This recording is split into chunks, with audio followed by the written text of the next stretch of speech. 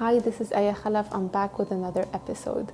We all love our homes to be cozy. We like it to be, to look nice and to match our taste. And we spend a lot of money and time making it look the way we want. But we never actually think about what is the quality of air that we are breathing every single day. The candles we're burning in our rooms really fume out. We don't think about the chemicals we clean our houses with. We don't think about the paint that our houses are painted with.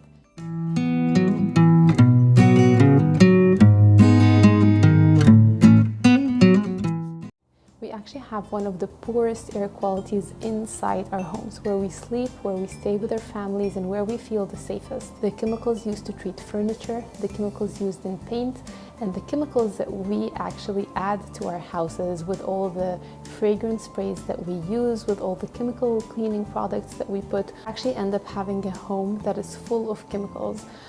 Some of the chemicals that they actually found inside homes is formaldehyde, a cancer-causing chemical, benzene, and other toxins. As I try to decorate my home and make it feel like the home that I really want to live in, I also put in my mind that I want clean, fresh air for my kids to breathe every day when they're sleeping and when they're sitting in my home. And I achieve that with three things. First, I remove as much as I can.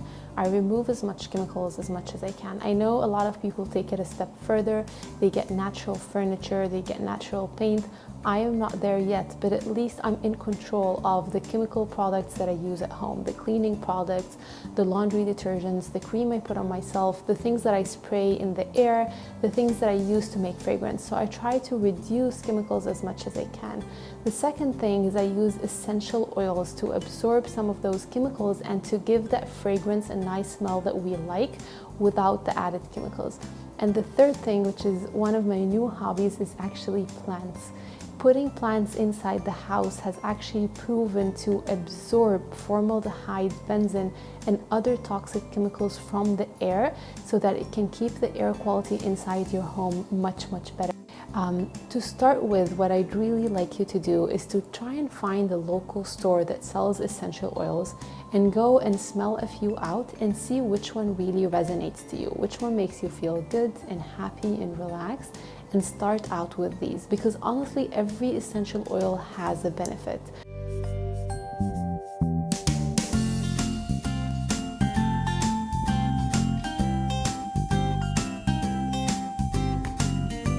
The biggest sources of chemicals and toxins and fumes in our homes are actually fragrance candles, fragrance sprays, and other ways that we try to make our homes smell nice. So instead of that, I make my own essential oil diffuser.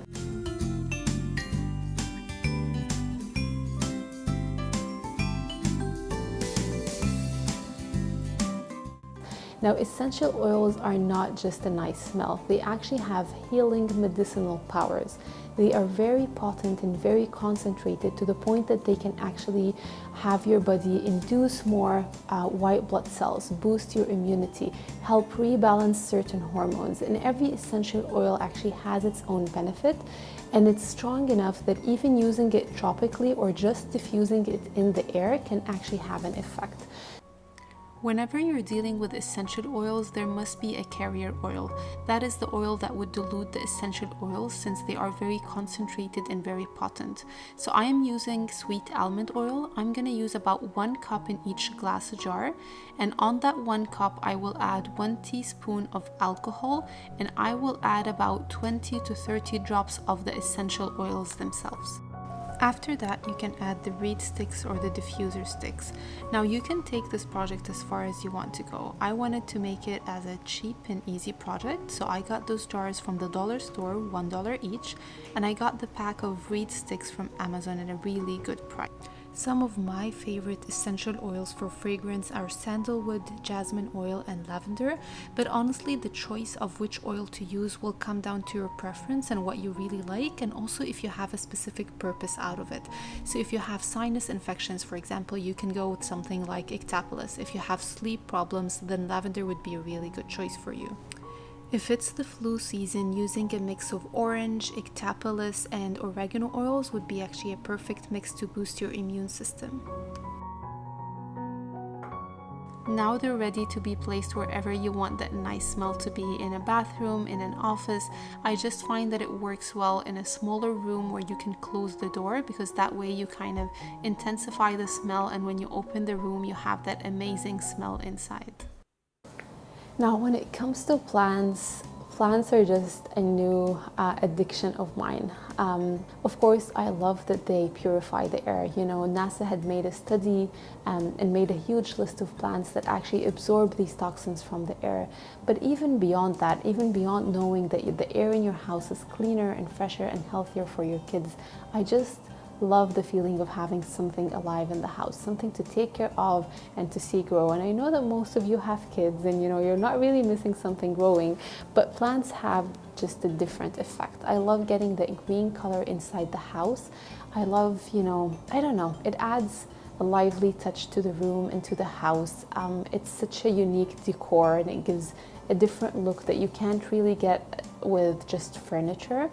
I love when I find a new leaf or a new flower coming out, like just this plant that I bought last year. I bought it so small, it had only 2 leaves and 1 flower, and this year I had a bunch of leaves and I actually have multiple flowers coming out, and just looking at it is like so exciting for me.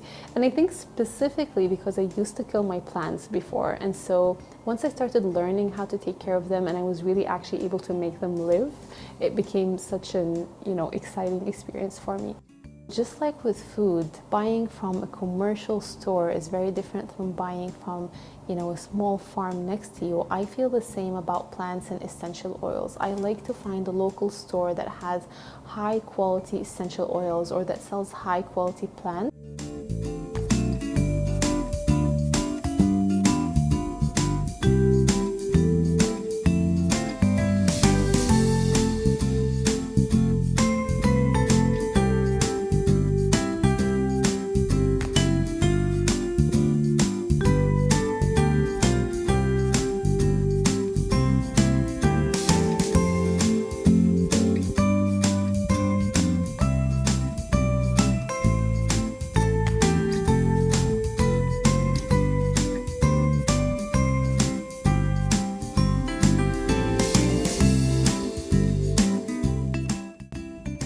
Peace lilies are one of my favorite plants. They are certified by NASA to remove formaldehyde, benzene, and other toxics from the air, but I also love its lush green color. I like its big leaves, and I like the white lilies that are supposed to come out and fill this plant. Mine hasn't been actually getting out a lot of flowers, and I'm still trying to figure out why, but with good care it's supposed to get these white lilies out.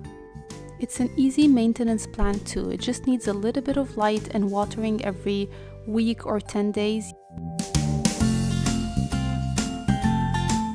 The bird of paradise is one of my newest trees. It's a tropical tree, so it does need a lot of light and a lot of water, but it has those big dangly leaves that just makes you feel like you're living in the tropical forest, and I'm absolutely in love with it. There isn't much that you really need to do for your plants. I water them about once a week or even once every 10 days. Most of the indoor plants do not need a lot of watering. You want to leave them to dry in between the watering. You don't want to leave them sitting in water for a long time. Other than that, I try to clean their leaves and wipe it off with like a wet towel, maybe once or twice a year, to remove any dust that can clog the pores. And you can fertilize with an organic or natural fertilizer once a year. Snake plants are known to be bedroom plants, and for a very good reason. They actually produce oxygen at night, opposed to other plants that produce carbon dioxide at night. So they are a perfect plant to put next to your bed. But even with that, they actually need very, very little light conditions, which is usually the case in a bedroom.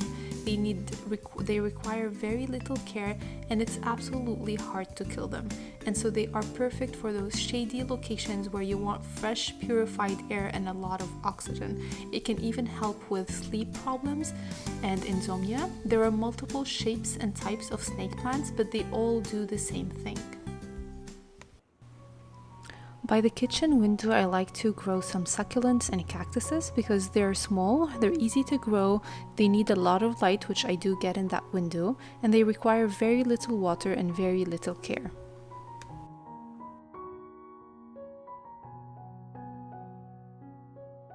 also like putting plants in my bathrooms. I feel like bathroom is a place that also has a lot of chemicals from the shampoos and creams and all that stuff. So I look for plants that do like a lot of humidity, and I put those in my bathroom. So air plants are one of the plants that actually absorb toxins, but also they like very humid conditions. They are so easy to maintain. They don't need soil. They are just, they don't need anything, they basically live off water. You just spray them every once in a while, and then maybe every 2 weeks you should soak them in some water for a few minutes and then put them back. They look cool and stylish. Aloe vera plants are also plants that do very well in bathrooms, and you would also have access to fresh aloe vera gel whenever you have a burn, an ulcer, or a pimple that you want to treat.